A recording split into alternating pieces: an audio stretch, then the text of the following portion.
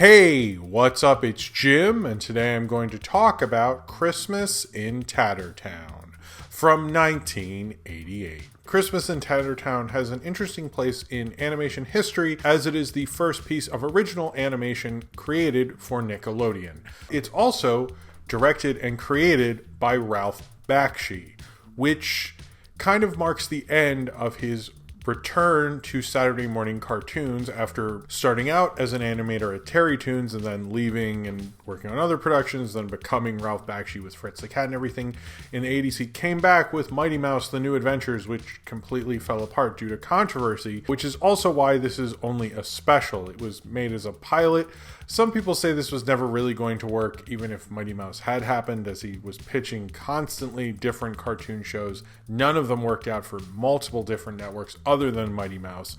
But others have said that it got canceled because of the controversy with Mighty Mouse involving someone feeling that Mighty Mouse snorted cocaine on the show, which he didn't. It was sort of weird, as most of the Ralph Bakshi cartoons are, but he wasn't actually snorting cocaine. I have done a review on Mighty Mouse The New Adventures. You can watch that for more info and other videos about this specific time period. But Christmas in Tattertown is interesting because it is kind of the end of that era. They did, since they made the pilot, actually air it, despite Ralph Bakshi being maybe more of a controversial name at the time with kids' cartoons, and, Mighty Mouse being canceled and having that controversy earlier that year in 1988. But they did air it, although they did air it on Nick at Night, not Nickelodeon proper, and apparently aired it every year from 1988 to 1992. And since then, Ralph Bakshi has gotten the rights back. I don't think they've honestly ever aired it since 1992, or I couldn't find much about it airing post then. Christmas in Tattertown isn't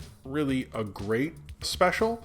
It's interesting, but it's crazy kind of Ralph Bakshi-ness, and I think you could say about his style, and certainly his later period gets a little too kinetic, a little too crazy, but the initial idea of this special, I think, is really cool. The idea of Junktown, which is a comic strip he had been developing since the 60s, but never, I think there were a few made, but not too much. Apparently it was like some strip he might have made in high school. And he had the idea of Tattertown. It was the idea of like where all this junk and old cartoon characters would live and exist and had been forgotten about. And this little girl, her dolly, and her stuffed animal dog all went through this book and wound up in Tattertown.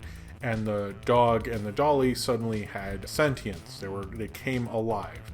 And the dog was just happy to be alive. He's like, I'm a dog, this is cool. And the girl was kind of just mystified to be there, but the dolly had sentience and was overwhelmed by it and didn't really want to be a dolly anymore. We didn't want to be stuck with this little girl, Debbie, any longer.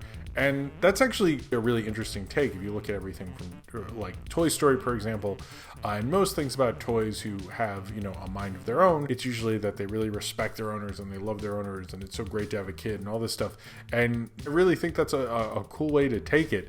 They don't 100% do a lot with it, and they do make her overly the villain when she's probably the most interesting character of this whole special, which is a shame. And then she kind of becomes this villain and tries to take over, get away from Debbie, right as Debbie's trying to discover the meaning of Christmas, because, it's a Christmas special and none of these toys know what Christmas is, of course. And Santa Claus gets involved in, how Christmas specials go.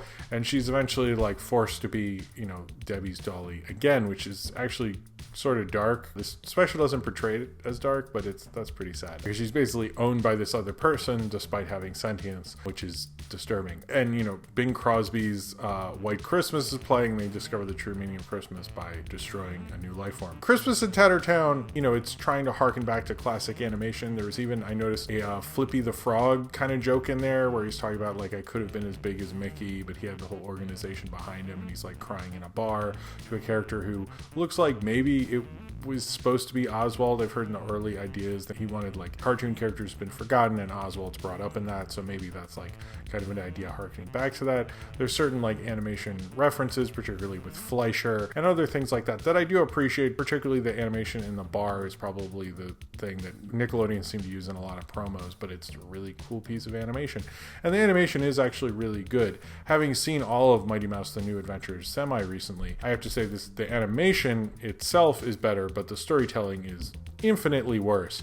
And this is a lot of the team of Mighty Mouse The New Adventures. It doesn't have big stars like, John Kay, who had left after season 1 of Mighty Mouse anyway. He wasn't going to do it, but it is surprising Bruce Timm and Andrew Stanton, who both worked on both seasons of Mighty Mouse, did not work on this. Although Tom Minton and Jim Reardon, who helped write this and also worked on this and the Mighty Mouse show and a lot of other stuff from Wreck-It Ralph to Tiny Toons later in their careers, would work on this. And there's a lot of animators who work on Mighty Mouse who transferred over to this, but not all of the crazy names of that show. I find this to be, similar to Cool World, in that it's like them going into a whole animated world and like all this craziness is going on, but it doesn't seem like he really understands how to fully have that world be cohesive. I think like when you see, something in Roger Rabbit and they go into the cartoon world, it's still crazy and everything, but it's not as overwhelming as what Ralph Bakshi's doing. Sometimes there's cuts that don't make a lot of sense. There's characters constantly running in and out. I feel like in Cool World, you get a worse version of this, but like they don't really fully get to explain what Tattertown is. Like I know what it is because I was researching this because I knew I was going to review it, but I don't know if that fully comes across by itself.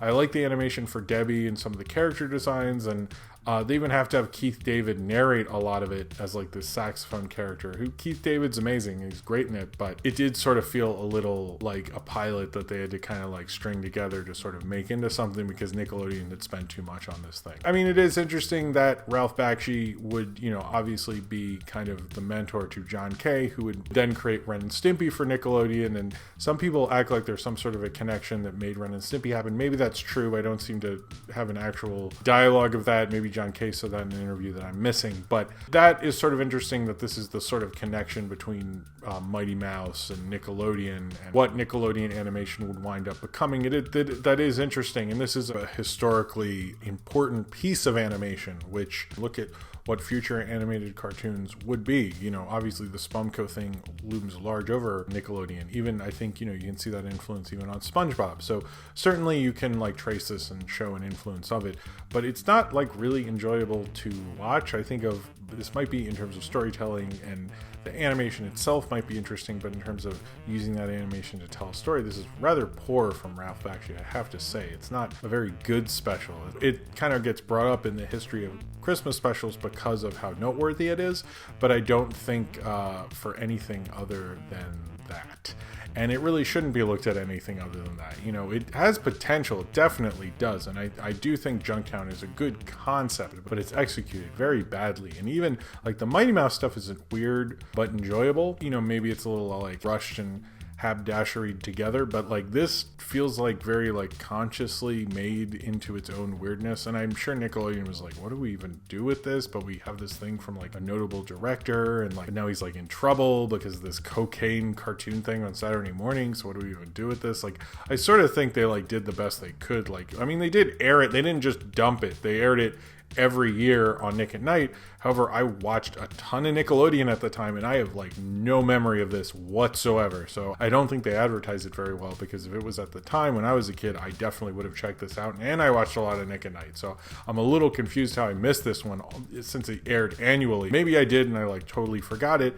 Some of the animation is actually pretty memorable, and I think Ralph Bakshi like tried to make something sort of different to a certain degree, but I don't think anyone really likes this thing. Like Mighty Mouse, I think, is a forgotten gem that should be talked about a lot more, and that is important, and it is kind of like the thing that started all these careers of people who would be part of the next wave of animation and the 90s big boom of animation. And I think this is part of that, but it's more of like a footnote, if we're going to be honest. Mighty Mouse really signifies that, like the idea of an auteur animated series. And I mean, I guess this is an auteur Christmas special, but like those are also going on. Like The Grinch is by Chuck Jones. I think you could say, there are definitely like uniqueness from the Peanuts special to the Rankin Bass, stop motion specials. There's certainly a uniqueness to all of those that's always been going on. So this is kind of crazier, and I do think you could remake this and make it streamlined and a little more cohesive, and it could have worked, but it's like, it is trying to maybe accomplish a little too much, and it's like, it's trying to be a pilot at the same time as being a Christmas special, at the same time of doing all this weirdness, is cutting to random characters doing things because it looked like somebody really liked their walk cycle. And sure, that's cool to look at. And in a pure animation, if you just really love watching animation, I'm sure you'll have a great time. But I don't see anyone making this into an annual thing. Like, Nickelodeon aired this annually because they had literally no original content, and I'm sure they're like, let's just keep airing this so we can keep making money off this thing that we spent way too much on, although it sounds like Ralph Bakshi Productions paid for most of this. I like Christmas in Tattertown as the little weird forgotten gem that it is, but it doesn't go much beyond that. It's nothing to really recommend. It's a nice watch once, but I don't think it justifies much more than that. It's interesting that Ralph Bakshi, at a time when there was no auteur animation in television, could come in and do as much as he did with Mighty Mouse in this is just awe-inspiring. But I think if you're going to give this any credit, really that should be given to Mighty Mouse: The New Adventures, and this is just kind of like an offshoot footnote of that right after it. And then he, went back and did Cool World, which was sort of this, but sort of worse in a lot of ways, but also a lot more noteworthy because it's a live action animation thing. And it's also interesting to think how it was almost did Who Framed Roger Rabbit that didn't, and I think we all dodged a bullet with that one. So it just, it kind of doesn't, it's weird that this happened, but I think Nickelodeon was probably desperate, and he was just pitching anything, clearly, because he's pitching this high school comic strip that he was still really into. The Flippy the Frog joke is cool, the animation is great, but you kind of watch this once and you sort of move on. But I truly think Mighty Mouse deserves the place that this does. But in terms of Christmas specials, I can't think of a weirder one that means more to animation history. So if you have seen Christmas in Tattertown and you would like to talk about it, then comment below in the comments and subscribe if you would like to.